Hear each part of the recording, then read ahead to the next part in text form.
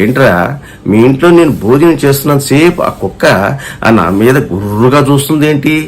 ఓ అదేం లేదురా, దాని పళ్ళెంలో ఎవరు భోజనం చేసినా అది అలాగే చూస్తుంటది. నువ్వు భోంచేయి 60 ఏళ్ల వయసులో 20 ఏళ్ల అమ్మాయికి కన్ను కొట్టావా?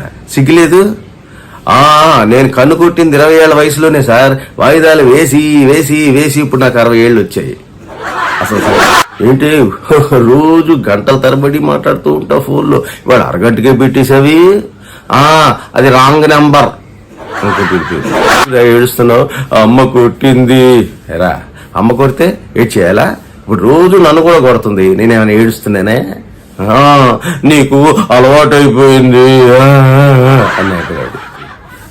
అర్జెంటుగా నువ్వు హైదరాబాద్ వచ్చి, హైదరాబాద్ లో ఉపశమనం తగ్గడానికి చేప మందు వేస్తున్నారు.